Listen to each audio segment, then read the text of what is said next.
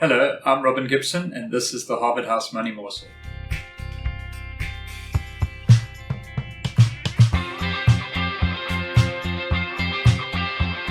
Welcome back. Thank you for joining us again. Please don't forget to like and subscribe. Click the bell so you get a notification of when we release a new video. I'm sitting again today with Michael Porter. Welcome, Michael. Good morning, Robin. So, Michael, we have this every year as we lead up to the budget. Speculation becomes rife. Anxiety mongering is probably top of the order. But to quote Shakespeare, was it much ado about nothing, or was there something to look at in this whole thing? Yeah, I haven't quoted Shakespeare for a long time, Robin, but well done.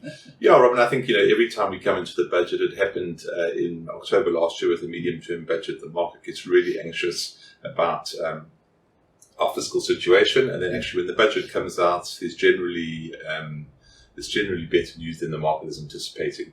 So it happens sort of almost every time, and that doesn't mean to say we don't have problems or we don't have challenges, but the market tends to price in a doomsday scenario. The press gets hold of it, and there's just headlines every day.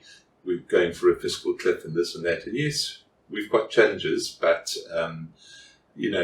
Treasury is works well with what they've got.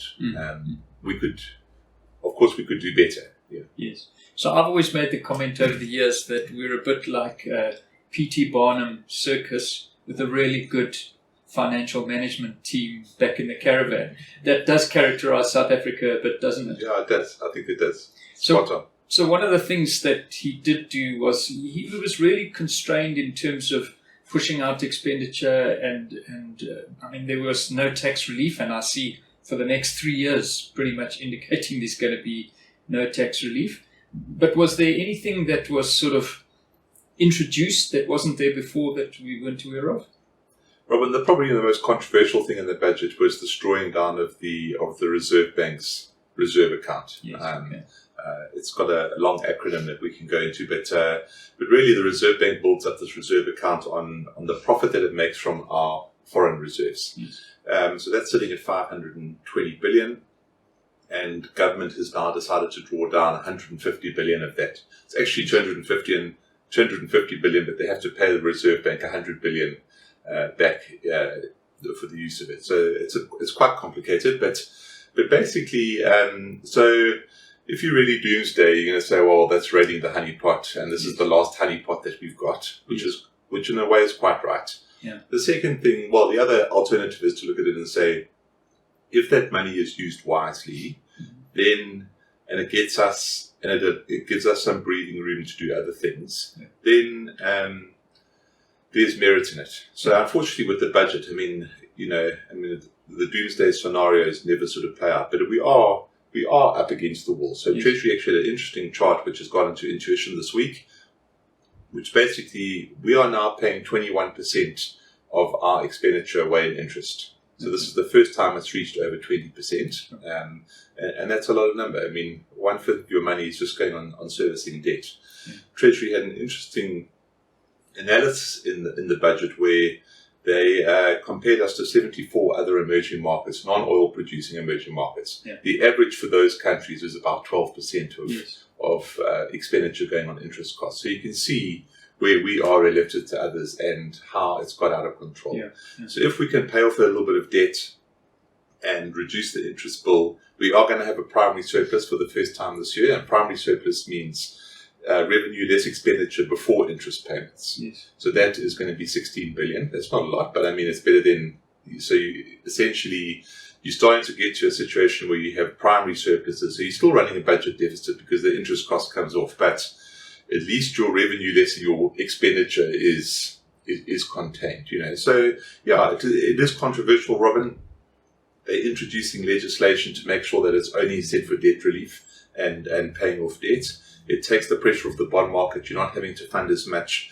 And if it brings down interest rates a little bit, Treasury had an interesting analysis. If inflation goes up by 1%, interest rates go up by 1%, and the rand appreciates by 1 rand against the dollar, our total debt rises by 50 billion rand, yes, and our debt servicing costs rise by 8 billion rand. Sure. So you can just see how it all kind of comes together. Yes. These things, you cannot look at these things in isolation. Yes. I mean, if we can get the rand to strengthen through some reforms and it comes down to 17 or something, that takes the pressure off the debt.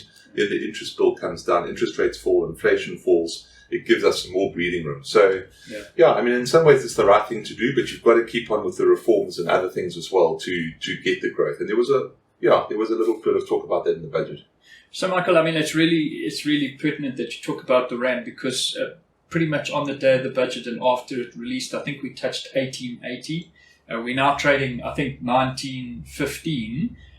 And it shows really how the world is linked together, because I'm guessing that 1880 was good news after the anxiety leading up to the budget, and the 1915 is because America has shot the lights out overnight and there's concern of interest rates going up. Is that where we're at? Yeah, exactly. Actually, we got down to 1875 or 1872 after the budget. And so that was just a reaction to the budget, good news. And yes, over the last 36 hours since the budget, I mean, the Federal Reserve governors are just coming out and saying, you guys are getting too excited about interest rates falling. They're not falling anytime soon.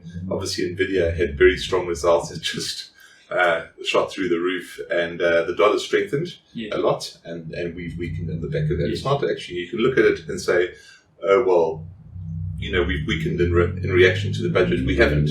We've just weakened because the dollar has had another period of strength. And so we just flotsam on that tide, unfortunately. So it all comes down to the fact that there are a lot of moving parts, and keep tuning into Money Morsel, and we will try and explain those parts to you. Michael, thanks for giving us that insight. Please don't forget to like and subscribe, and we'll catch you next time. Bye-bye. Bye.